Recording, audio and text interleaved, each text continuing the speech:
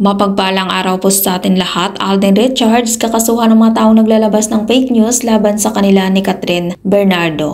Nagbabala si Alden sa mga netizens na huwag basta-basta maniwala sa kumakalat na balita sa social media. Matapos mag-viral ang ilang post sa X dahil nabanggit nga po ang pangalan ni Alden at pati na rin ang Katniel. Ayon kay Alden, kasinungalingan ng mga nakapost at hindi niya daw sinabi ang nakapost patungkol sa Katniel. Ayon sa balita sa 24 oras, muling iginit ni Alden na gusto niya gawing pribado sa ngayon kung ano mga relasyon meron sila ni Catherine Bernardo. At ayon pa rin kay Alden, kahit kailan daw hindi siya magbibigay ng komento na mapanirang puris sa kapwa, na hindi niya naman masyadong nakakasama at lalong wala daw siyang karapatang manghusga sa mga taong tinutukoy doon sa fake post na kumakalat. At babala ni Alden sa mga netizens, mag-ingat po tayo sa mga fake news dahil ang social media ay pugad ng fake news. Ugaliin rin natin na titingnan yung mga official account ng mga artista. Lagi nating titingnan kung totoo yung post bago nating husgahan ang mga artista.